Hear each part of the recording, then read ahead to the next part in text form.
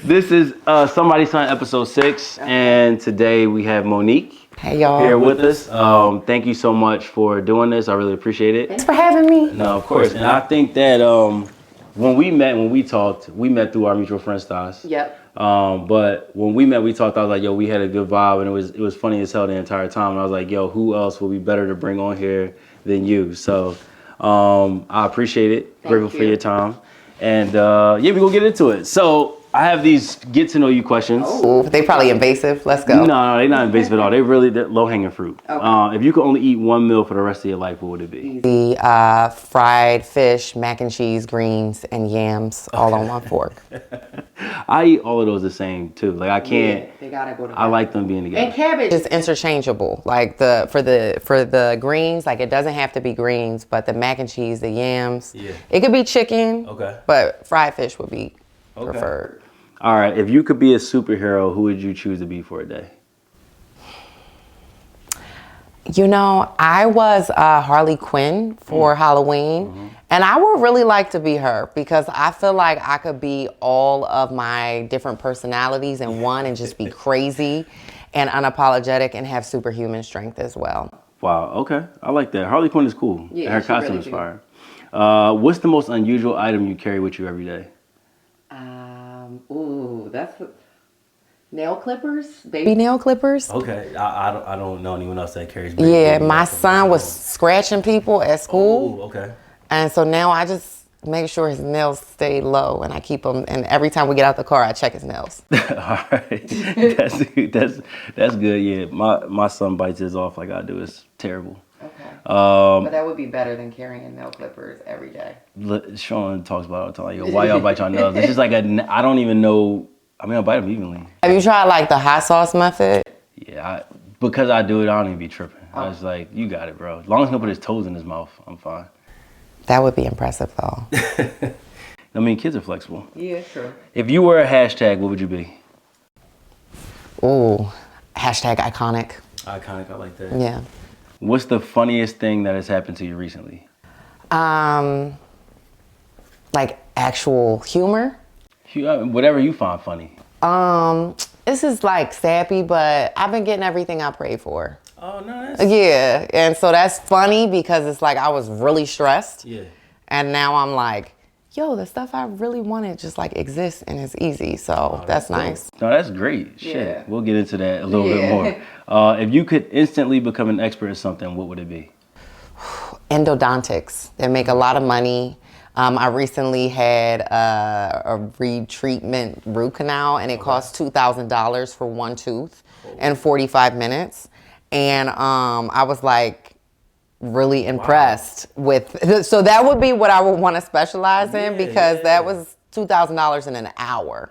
Yeah, that's great. Yeah, and like her office was so clean and beautiful, and I was like, and she was so good at what she did, and it just made me really impressed, and I was like, I would do this. Shit, you're into aesthetics. I saw the other place that you posted the other day. Yeah. That was the first thing you said about how nice it was inside. I love clean, organized. Yeah. All right, I see. I feel you. All right, what's your most unusual talent? I think in Spanish. Wow. I wasn't expecting you to say that. I do. I only learned Spanish 2 years ago, and I completely think in Spanish like most of the time, and I have to translate it. But my other talent would be I could bring all the groceries up in one trip. Yo, the thinking in Spanish is wild. I know. I can't turn it off. Like since I learned, it's like I thought I would have thought in English and translated in Spanish, but right now I'm currently thinking in Spanish. That's cool. I mean, at least you flexing those muscles often. Yeah, but it's annoying. I want to stop it. All right. If you could swap lives with any historical figure for a day, who would it be? A lot of people aren't going to like this, but Kim Kardashian. Okay. Yeah, like she lives a life of opulence, luxury, and she be getting stuff done. Like, and to have that level of access to be like, you know what? I want to start a skincare line today. I'm going to do that. I want to do this. You know, I want to be a lawyer. I think that's really cool. No, that a first again. I mean, it's only been 2 women, so yeah. Let me see. Oh, what song best describes your work ethic? Work Ethic by Tony Jones. It's about basically prioritizing yourself before prioritizing your work. These are great. I'm going to have to look that up too. It's a good song. What's the most irrational fear you have? Irrational. Driving down the wrong street for on the expressway.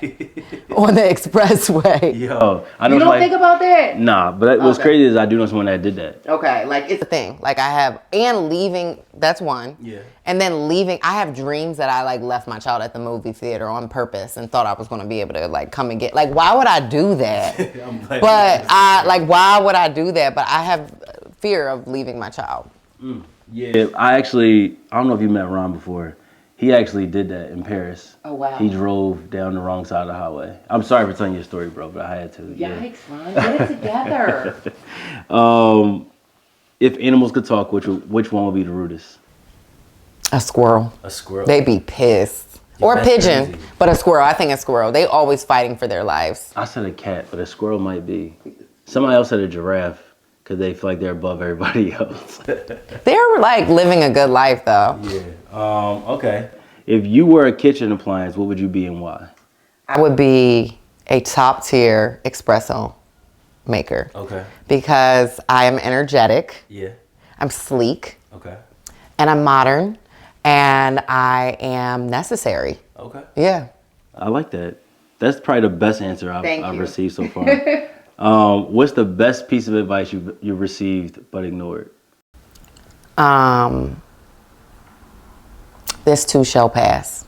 Okay. Yeah. Wow. What made you ignore that? Because I was young. Yeah. And because when you're in it, it's so intense that you can't see like 90% of the time we're good. You know what I mean? Like, we have a roof over our head, we have food, we have clothes, more clothes than we could probably even wear, more options in the fridge than we can probably even put together. But like a bill will come through or something that's not really in our reality and we be like tripping over it. But I think getting caught up when you're in it is easy, but once you can step outside of it, you're like, yo, this will pass. Yeah. It's not that deep. Yo, that's actually really good. Wow. That's good.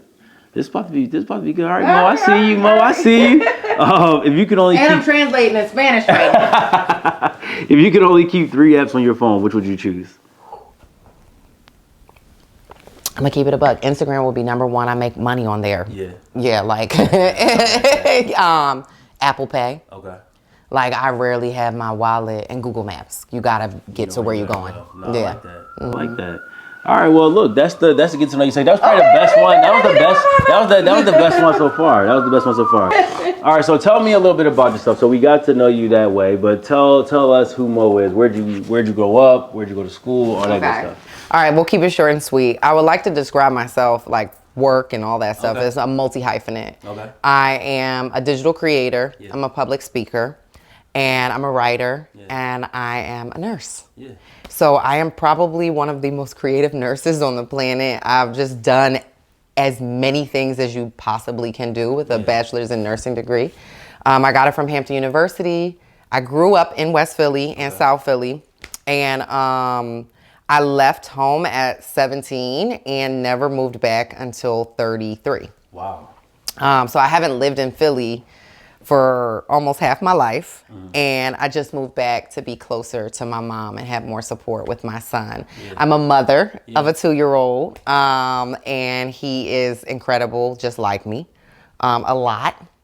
And right now, I am a digital influencer primarily. I do laser hair removal at a med spa in King of Prussia. I love it. Baddies come see me, get hair free. And I was a retreat host. I am a retreat host for many years. Right. And I hosted in Bali, Nicaragua, spent 2.5 beautiful years living in Costa Rica. Yeah. And like really lived my dreams, like in many aspects. So that's who I am. I'm really fearless in a lot of ways that scare people. I try different things, and if they don't work out, I just move the fuck on. Yeah. You have to have, I mean, I feel like you have to have a next play mentality in order to do all the things that you've done. Pivot. Yeah, you've done it. I mean, you've made it seem effortless. Because I don't want to say that it has been hard, because it hasn't been. The hardest thing that I've ever done was live in a mindset or an idea that didn't like align with I could do anything, if that makes sense. Yeah, I got you. Is like play small. Yeah. So when I was like, I'm gonna put out a retreat for women, black women, to come and lay on a yoga mat and cry and heal and pay $4,000 for and eat organic and do whatever. I never thought like that's a crazy idea, and I was sold out like for years and years. How did you? Is that something that you've always had, or is that something that you kind of grew into over time? I feel like I have a lot of similarities to this guy. And that's kind of like my superpower is like, I don't like to describe it this way, but I like a heightened sense of self of like, yo, I can do this. I can do this. And the only time I ever felt like I couldn't was when I was overly listening to advice of others. Like, that's not going to work because of this. That's not going to work because of this. So I just try stuff. And recently, I will say I pivoted because in my 20s, if I said I was going to do something, I'm doing it. Like the end. Like, because I said it, I have to stand by that. And now, like, after I hit 30, I'd be like, yo, I don't want to do that. And that's okay. Because I've proved, I have receipts that the things that I've said that I want to do have come into fruition. But sometimes you have to cancel a retreat because your kid is sick. Or because you just managing motherhood or whatever. And sometimes you have to make a big pivot.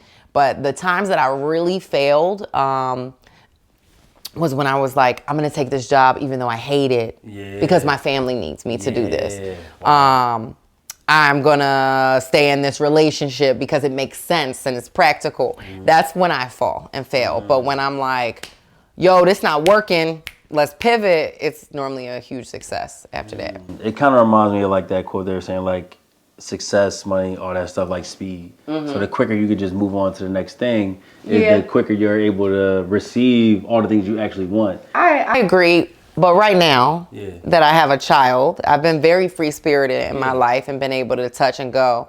But now I'm focused on building things that I don't have to leave. That have more longevity. That's the goal. I mean, I would assume that's everyone's goal. I mean, I've gotten good at leaving, saying no, and which has served me tremendously. But now I'm like, all right, let's build some shit that we want to have forever. I like that. What then is the thing that you want to build forever? I mean, like, what are some of the things you want to build forever? When you talk about that, that's where I was kind of thinking. I want my son to have a forever home. Like, I'm going to get emotional.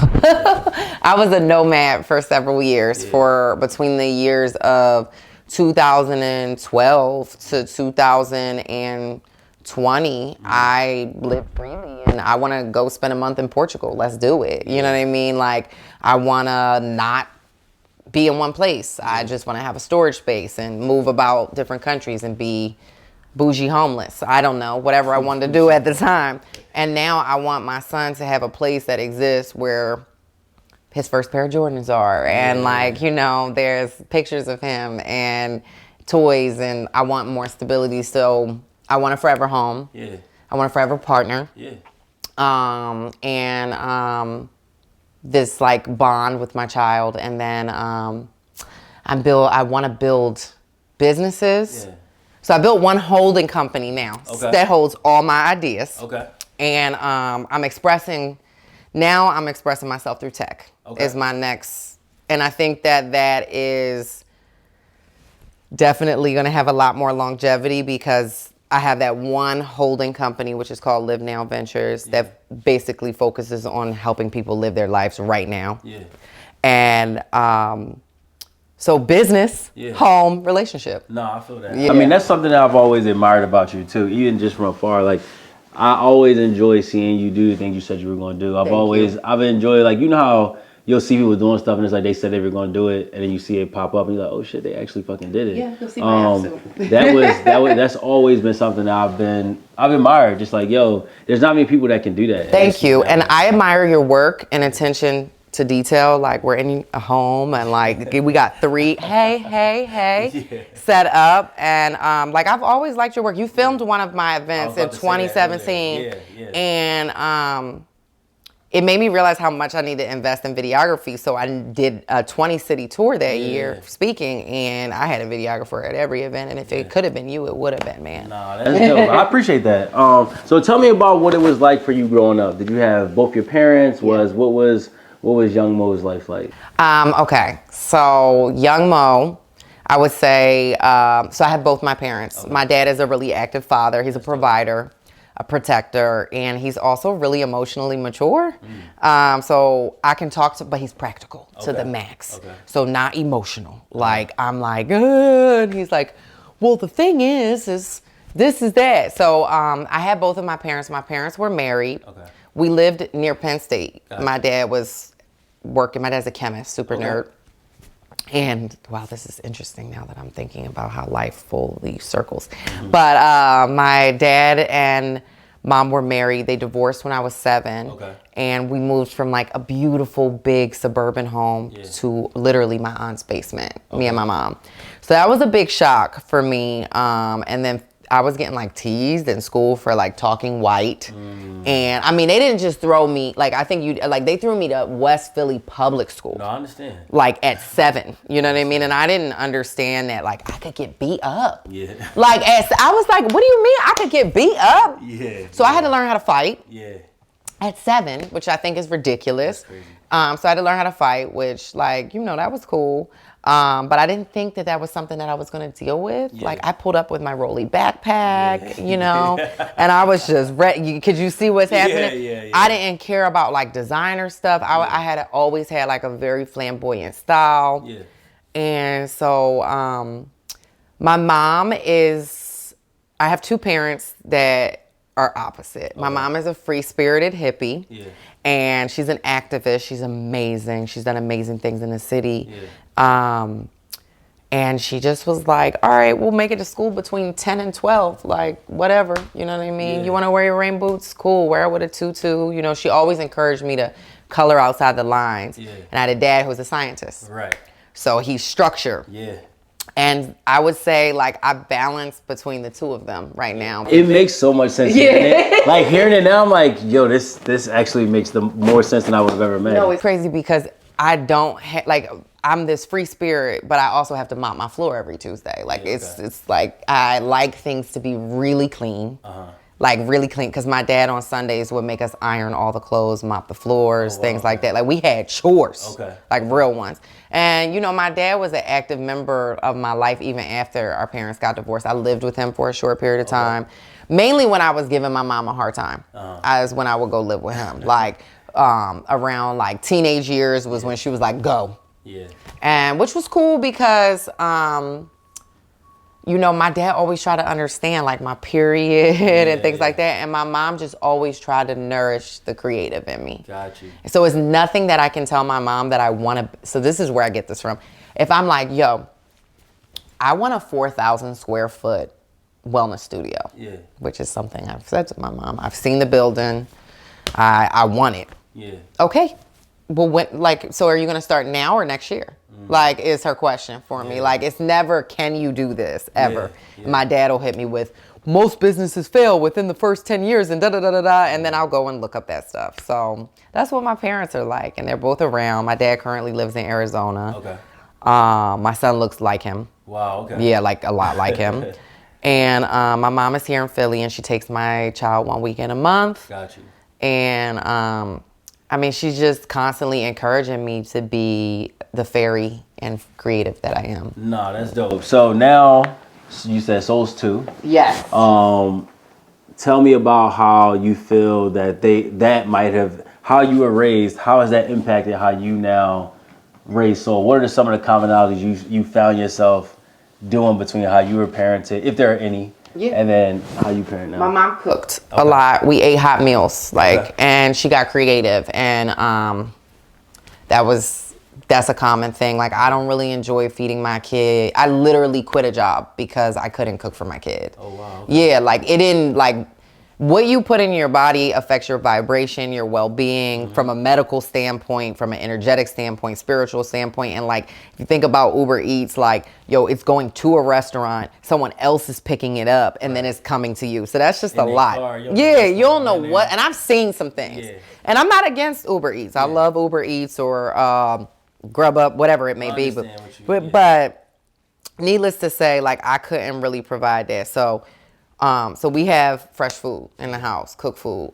We have a structure. Okay. Like, I run a tight ship like my dad. Okay. So he is every night in the high chair by between 6:30 and 7:30 for dinner. Yeah. After that, I mean, there's more than that, but I will just go from the nighttime routine because that's my most structured. We're in the tub by 8. Okay. We're in pajamas, teeth brush, reading a story by 8:30, and we're asleep by 8:45, 9. Oh, wow. Every night. Wow. Yeah. Okay. We take off the weekends sometimes. When I tell people our routine, I'm over here, I'm like, damn. And I can help you if you ever want. I'm over here like, damn. I'm like, yo, I got to get my joint tight. It. Like, no, for sure. He likes it because, you know, my son has an interesting childhood. He lived in Costa Rica for the first year of his life. His life is very different than it is now. So that's something that I can provide him with structure. Yeah. I pop. Okay. I pop him. Okay. I grew up getting spankings and beaten, and I was against it. Yeah. And some parents call CPS. Yeah. They'll come see. Yeah. Everything's wonderful. But, you know, if he's about to hurt himself, pow. Just I said it before. There's one time where I popped my daughter, and she was really, she had to be like 3 or 4 maybe. And I was so like broken up by it. It's different though because you're a daughter too. Yeah, and then so now with him, I try I haven't popped him. Okay. If I have, it's been one time, but I can't remember. I can't recall it. Doesn't really do much. No. And I was saying, we were talking about that a little bit before this. Like, they just have an attitude. They're just going to do whatever they want anyway. It has to be a severe situation. Yeah. And after, I do console him immediately. Yeah. Like, so it's kind of counterproductive. Yeah, I'm about to say, you might just. So it's not something that's often, but that's a consistency to how I was raised. Yeah, oh, my bad. That's something that I find out when I bring him in my space. If I hold them enough, like if I like, look, just come here. And then once I can get him to calm down, we typically can just figure out whatever his problem is. Yeah. But I've had to like try so many things to land there. Yeah. That I'm at least happy that I have that. And like with Hendrix, I used to have to like sing her to sleep every night. With him, it's not like that. Like, they'll pretty much just kind of like go lay down, especially now they lay down together. They have each other. But yeah, that was something I had to learn kind of on the fly. So you said Soul was in Costa Rica. Yeah. That's where he's born there. He's a dual citizen. Okay. Wow. Yeah. He has 2 passports. There are a lot of things that I really feel like I gotta get a better routine. They need dual citizenship somewhere. And this is judgment-free zone. It is. No, and I want you to know that parents do what they do to survive. No, for sure. So if I didn't have a nighttime routine, I wouldn't probably. I'm a night worker. That's when my creativity kicks in. So he gotta go. No, trust me. I'm still figuring out how to just get them to go to bed at like. They want me to be in the room. They gotta like, I have to be in there physically. And I'm like, yo, this is not sustainable. Do you ever let him cry? Yeah, I mean, Hendrix doesn't really cry that much. Yeah, Rue is more of a, he gonna let you have it. Soul is up. Yeah. Bang on the door. Yeah. We try to cry it out, but I would have got kicked out of my building. So we don't. But I lay with him sometimes. The problem is I fall asleep. Same. And so like, I'm like, all right, I gotta get up and do X, Y, Z. Like last night, I'm like, all right, I got to do this stuff, prepare for today, whatever. That didn't start till 11:30, 12. So now I'm up till 3, 4 o'clock, and then they're up at 7. So it's just like, the cycle is not working. My son wakes me at 6 a.m. Yeah. It doesn't matter what time he goes to bed. Wow. So that's why I put him to bed. Yeah. Sometimes I put him down at 7, because I'm like, I can't, 6 a.m., get up. Get up, mommy, get up. Yo, I'm glad they don't do that. All right, so walk me through how y'all got here now, because you told me that you're a single mom. Mm-hmm. What has that journey been like for you? The gutter. Okay. So I like to refer to myself as an abundant single mom. Okay, I like because I feel that the connotation with the single moms is like often negative. Okay. Like y'all be trashing single moms. Like we chose to be here. Yeah, no, like, you know what I mean? Like it. So, all right. So, moving back. Yeah. Basically, in a nutshell, I had a friend. Yeah. Who was my friend for almost 3 years. Okay. Really good friend. I was ready to have kids to the point that I was freezing my eggs. Oh wow, okay. You was ready. Yeah, I was ready. I had some money, like saved up a good amount. Yeah. And I was ready to be a mom. I had traveled all over the world. Like I was ready. And I didn't want to be a mom until I started doing volunteer work in like Colombia. I had just kids all over me. And in Kenya, like always out the country, never these USA kids. I was like, oh my God, I want all of them. So I thought I was going to adopt kids. Yeah. But then I was like, I want to have my own kids. So needless to say, I was living in LA, 2020. Right. Started the process of freezing my eggs, very expensive. We got pretty far along, but then they showed me where I was like going to store my babies. And I was like, nah. Okay. Like, no. And it's a very intense process. So needless to say, I was like overwhelmed by it. Went to Costa Rica on a trip to visit my friend. And I told him I wanted to have a baby. And he was like, let's have a baby. Like, let's try. This is like, so I was like, oh my God, this would be amazing. Yeah, everything's aligning. Yeah, and I'm a big fan of alignment, you know? Right. So I was like, I'm so excited. So me and him entered a relationship. We never had a romantic relationship, but we decided to try to have a relationship because the baby was, we both wanted a baby. And overlooked a lot of things. Yeah. And we tried twice. Okay. We had intercourse twice. Wow. And I got pregnant. Wow. And because we were trying, and I was really happy with that. Yeah. And when after I got pregnant, I felt like maybe it was like a sign that like, yo, I got you locked down now. So it was like, we're starting a business together. We're doing this, we're doing that. And I was like, I just want to be pregnant and like in this relationship, like what's going on? So a lot of control took place, some abuse, like some abuse, like some serious abuse. Oh, and when I was 10 weeks pregnant, I ended the relationship. Yeah. That's it. And I just was like, how can we co-parent? And he told me he didn't want to. Damn. Yeah. And it took me a while to accept that as the truth. Like, it wasn't like I was like, come get this baby, you know, da-da-da-da-da. But, like, it was like, so first I'm in another country, like completely in another country. And I had some money. Yeah. So that was great. Right. But I had no family, like no one. Oh, this gets better. Yeah, it gets even better. And I are friends. Okay. We actually made a lot of money together. Okay. My retreat business was called Reconnect Experiences. Yeah. And I did 5 successful retreats with her. Okay. And her son and my son are still close and all that stuff. So Mother's Day 2021, I hadn't heard from him. Ghosted me, like completely ghosted me. When he told me like he told me I needed to move out when I told him I didn't want to be in a relationship with him anymore. That's crazy. So I moved out in another country. I sent out the back call like, hey babes, I'm in a domestic situation. Yeah. I need a place. And so I moved into this small place. It was nice though. I moved into this small place like right off the beach. Okay. Moved in there, and so I'm not hearing from him, and the other baby mom is British, and she's like, this is unacceptable. I'm going to schedule a meeting.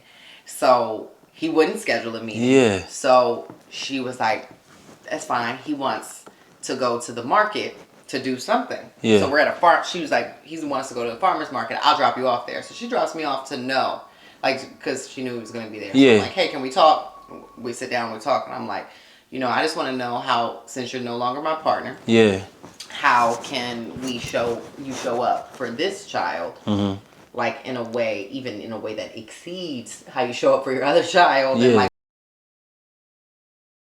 said, if we can't be in a relationship, expect absolutely nothing from me. How I show up is totally up to me. Wow. Yeah, that part is what That is crazy to me every time. And I remember being like, you're a fucking disgrace. And he was like, remember, this is the reason that your child doesn't have a father. Wow. And like he told me the date.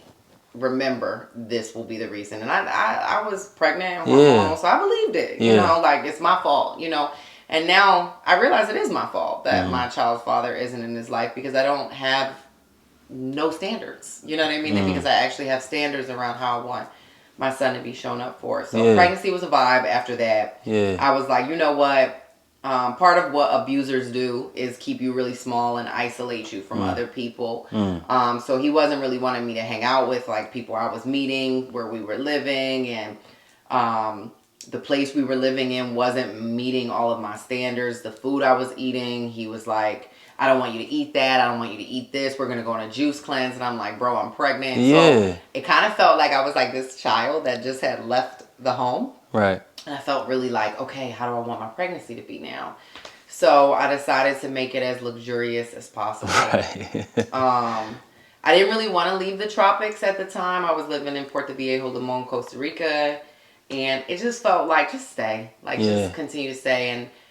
And Black mothers from all over the world actually suggested that I keep the door open for him. And I want to let you, like, us know out there that, like, we don't have to do that. Right. On top of all of our other duties. So that was, like, another thing that was pressure. But gave birth to a healthy son. You say he was 9 pounds? 9 pounds. 9 pounds. Yeah. 9 pounds. I had a C-section, which I was actually happy with. His dad wanted me to have a home birth. Yeah. So it was kind of like everything his dad wanted naturally was just like, nope, not anymore, not anymore. So I got to really have my own experience after that. It was painful. Yeah. Couldn't listen to music.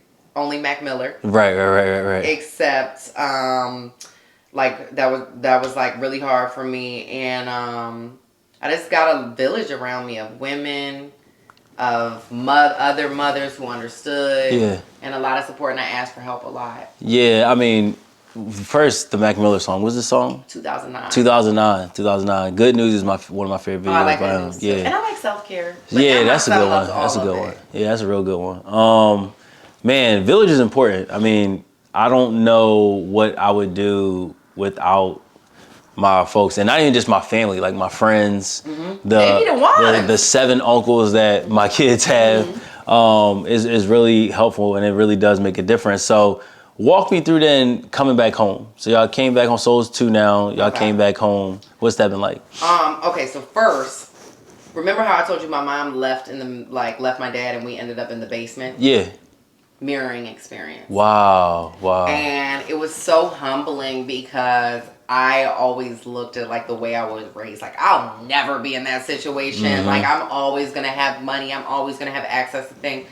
And like, we came back and we were broke. Like, real broke. Because I had done a year of parenting with no insurance. All his doctor's visits were cash. Wow. I was flying people out to help me, and all my help was paid. You know? Yeah. So that runs out. Like, we went through a bag real quick. So, coming back was really hard. I moved in with my mom. Yeah. We live differently. I'm very neat. Yeah. You were. She likes clutter. Okay. And that was hard on us, and I didn't have no money, and I'm a single mom arriving in West Philly, where a lot of my trauma happened, where I spent my whole life running from, and now I'm back with a baby. Right. And I mean, I was in a welfare office, and I was signing up for food stamps and WIC, and like, fuck, like, is this my life? Yeah. You know what I mean? Like, I felt like someone hit a switch. Yeah. You know what I mean? Yeah. And my mom gave me this car. It was like a 2010 Saturn. It was like breaking down all the time. And I'm like, I just had a BMW X3 last time I lived in the States. Like, what is going on? And I just was like, yo, this is bad. Yeah. Like, you know, I had no clothes. Wow. No jewels, no nothing. Like, nothing, and no money. So that was traumatizing for me. Yeah. And then I had people constantly ignoring. I was being treated like I was a single teen mom. Wow. Yeah, that's crazy. That's how people were treating me. Because it was like they never had the opportunity to really tell me, like, this is what you do. Right. And now it was like, you need to do this, you need to do that, you need to get you a nursing job, you need to do that, you need to. And it just was like, I felt like I had honestly no autonomy over. Dang. Like, And I wonder why, like, people felt like they could then, like, unload that type of stuff on you, and their opinions were validated in those moments. It's like, learned. Yeah. It's learned. So, like, my mom and I went through a lot during that time, like a lot.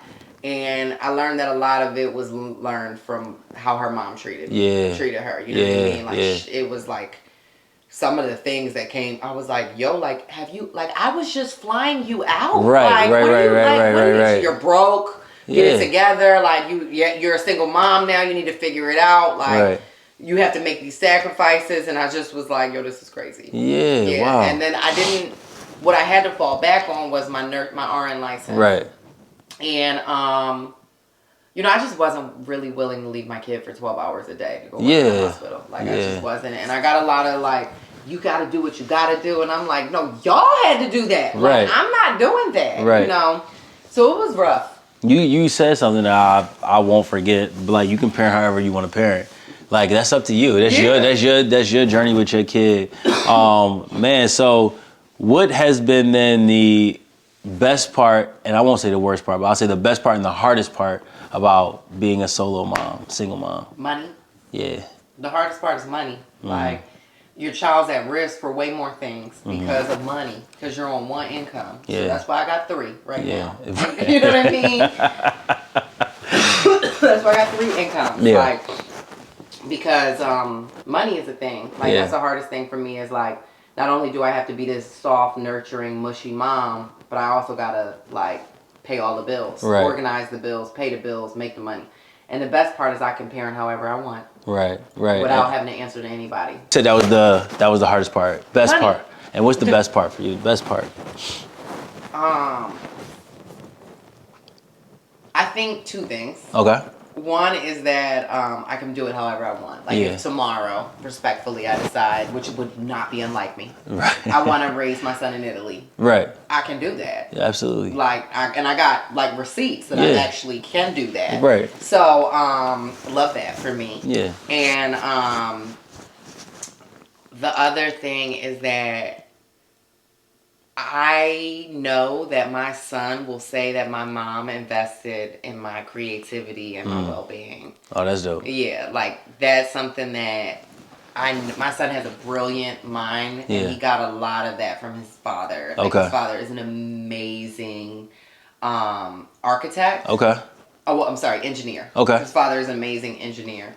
And he got that brain, like, because he can just, like, build things, paint things, like, it's really incredible, and I'm gonna invest in that. Yeah, like, I mean, as you should. Yeah, I think too. My cousin always brings this up that when you're in survival mode and you're just trying to take care of your kids, you miss all those opportunities to really lean into things that they're naturally good at. I didn't see that stuff when we first got back. Like, I didn't see that, like, wow, your son understands English and Spanish, like, really well. Wow, your son eats clean foods, and your son can hold a paintbrush at 1 year old. Like, well, you know, I didn't see those things because I was worried about food and lights and things like that. And that, don't get me wrong, the bill's still gonna bill. Right, they're gonna always. But it's just like, how much energy can I spend on that?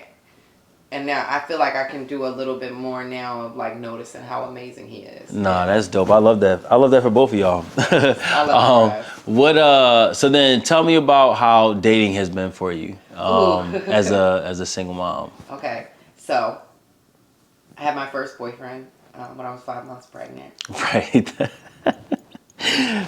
That's crazy. So I got pregnant, right? Yeah. We only had intercourse twice. Right. We broke up. And then the rest of the pregnancy, all that. And then I dropped my boyfriend after, like, it was like, look, I'm pregnant. I have needs. Right. And he was like, word. and I needed those. There was a lot of things. I needed that affection. Like that, you know, all of that. And it's good. Yeah. So he was a healthy, wonderful man. And I'm grateful for that. Yeah.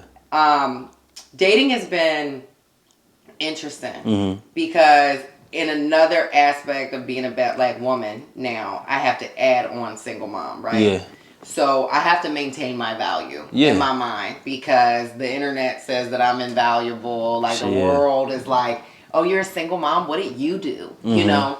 So that's crazy. Yeah, but it's what it is. Yeah. You know what I mean? How about you don't date men that you don't know? How about I was friends with this man for 3 years? Right. Or you don't just be irresponsible. So it's a lot of things like that. So I have high standards now. I dated briefly and was very clear on like, Monique, just be honest with yourself. At first, I tried to lie and say to myself and say I just wanted like a playmate because I didn't want to be the stereotypical mom, single mom looking for a dad. Yeah. And then one day I was like, fuck that. Yeah. Like I am actually looking for someone to help me raise my child. Right.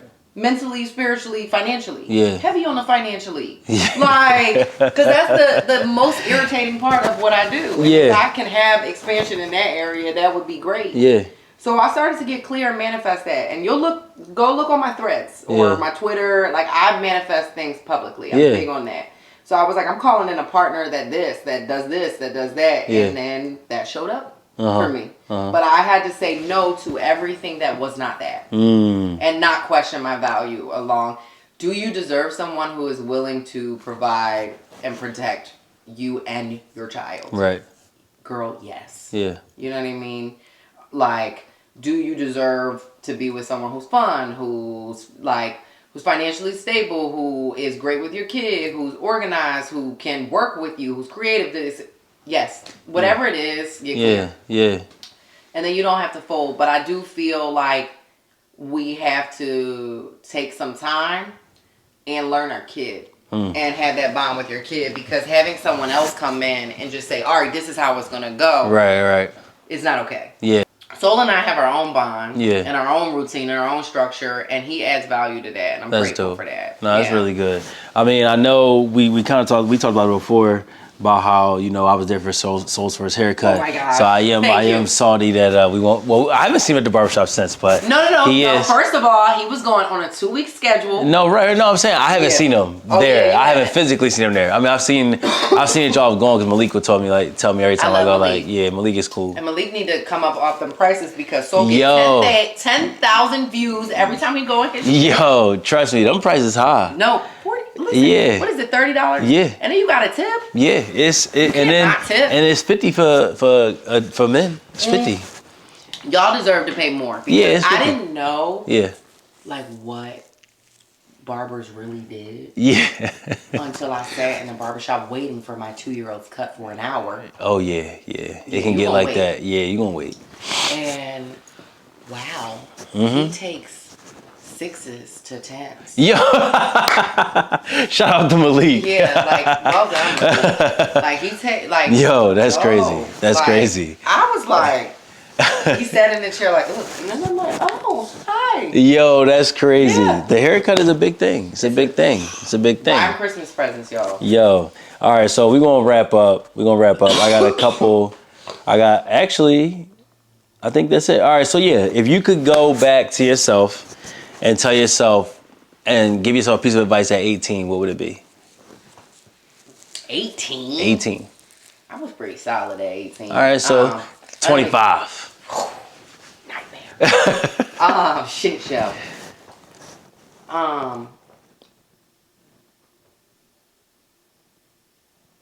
Just do it. Like, have fun. Have fun with it. Don't be afraid to try it. Yeah. Like, have fun with it because I think I was really serious at 25. Okay. And I feel like a lot of my creative energy got wasted on like niggas and like partying and I should have been like, yo, you're you're talented. Like you have skills. Like you can do these things, and I would have invested a little bit more in my creativity. Do you think you would have been able to arrive at that place had you not experienced the other side though? Nah. Yeah. I think I had to go so at 25 I was an RN. Okay. And I was working in the ICU. Got you. And I just was serious about my career and like the structure and like the steps. And I had ideas. I was starting a scrub line around 25, and I just didn't.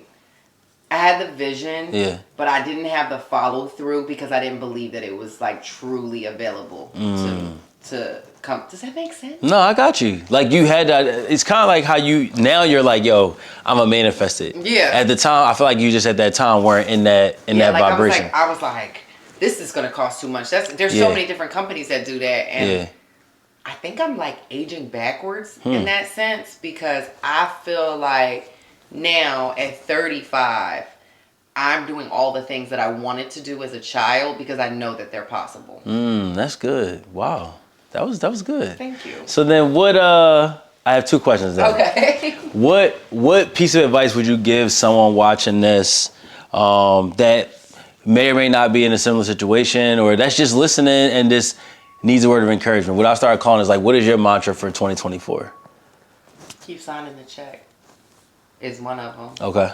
So my grandmother and grandfather raised 6 kids in Okay. a 3-bedroom West Philly house, and they just kept signing the check. Yeah. So they just kept showing up. Yeah. You know what I mean? Yeah. Every day, and trusting the process. So that's one of my mantras that I say to myself, because like I told you, the bills be billing. Yeah. And, you know what I mean? I have relief, but it's like, that's a lot. And that there's like, for a woman, and I'm going to speak to women because I just want you to know that you're more valuable now that you've had a baby, regardless of if the father is present or not. Like, you're actually more valuable.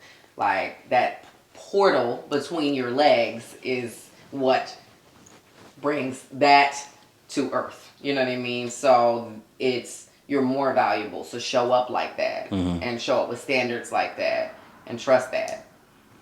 That's it. Yeah. That's it. I'm not even going to ask the last question. Well, thank you. This is episode 6. It was an honor. So and drop I'm really the kids grateful. off to me anytime. Yeah, we're going to set up the play date. Okay. We'll actually do it. All right. Thank you.